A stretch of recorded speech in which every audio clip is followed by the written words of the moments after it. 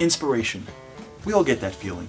We're watching a movie about some guy that goes from rags to riches, or some underdog that wins. We're sitting at a momentous occasion, we're at a holiday or a funeral, or we're at a wedding, and we get that feeling. We're inspired, and we want to be great. We want to lose that weight, we want to get that A, we want to be that child, that spouse, that husband or wife that we know that we can be. And then we take a few steps, things are going great, and then something happens. We get wiped out and we're back where we started before. What is inspiration? What is it not? And how do we utilize it to be the best that we can be? The holiday coming up is the holiday called Shavuot. It's a relatively unknown holiday, which is weird because this is the holiday that commemorates the most cataclysmic day in the history of the world. The day that God revealed himself to an entire nation of people, 3 million men, women, and children, and handed them a book of laws, principles, and rules for eternity. But if you look at the events that led up to Mount Sinai, you see something very strange.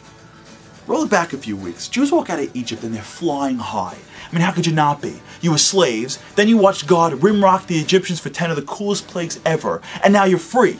And right just as they're outside the Egypt and in the desert, Pharaoh comes and spoils the fun, because he's trying to capture them. So Pharaoh comes out, trying to get the Jews. Now the Jews are stuck. You've got the Red Sea on one side, you've got Pharaoh on the other side, and it's checkmate, game over.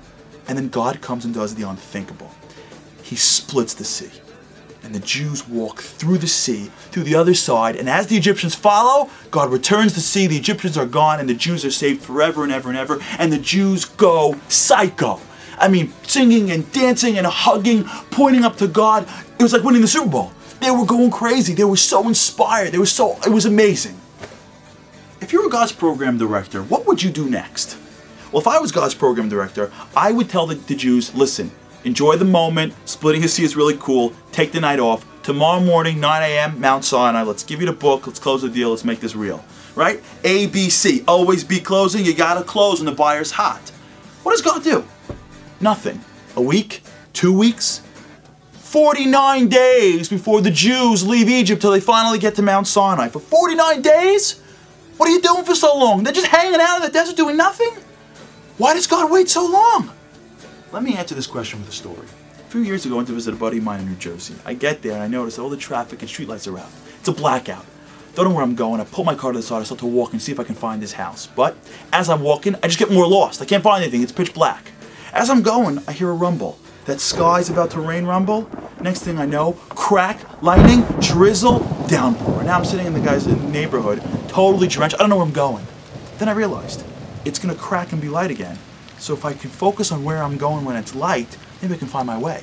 Rumble, crack, look, that looks familiar. I keep on walking. It's dark, it's raining, I just keep on chugging along knowing that it's going to crack and be lightning again. And it does. Crack, lightning, that looks familiar. Keep on walking. A few minutes later, find myself on my friend's block, totally reached his house, even in the blackout. The secret to inspiration is that inspiration isn't the time where we're supposed to be doing most of our growing.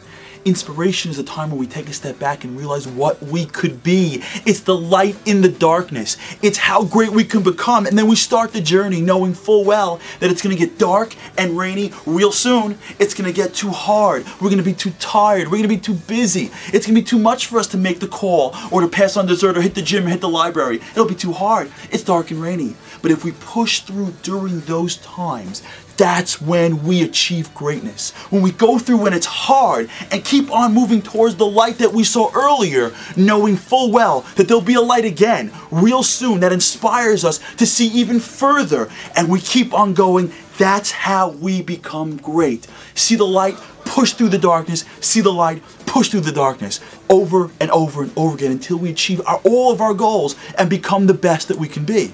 The reason why God waited to give the Jews the Torah, because God knows the whole inspirational thing.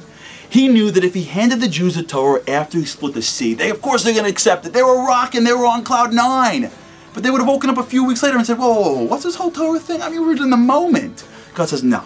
If you're going to be the nation that gets this Torah, you got to understand the concept of inspiration. You got to know how to take that light and grow in the darkness. Hang out in the desert for 40 days, doing nothing. Take the inspiration and make it real. Grow in the desert, in the dark, in the rain. And when they do, they get to come up to Mount Sinai knowing to take the light in the darkness, to keep on moving.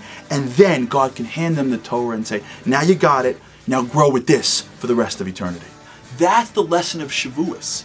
When we get inspired, and we all do, That's the time when we take a step back and say, how great can I be? Let me start going there. And then when it gets dark and rainy, when it gets too hard, when you get too tired, when you get too busy, and you keep on pushing, then you achieve greatness. To the next light, to the darkness pushing, lightness, over and over and over again, until one day you wake up and you look to the left and you look to the right and you're on your own Mount Sinai.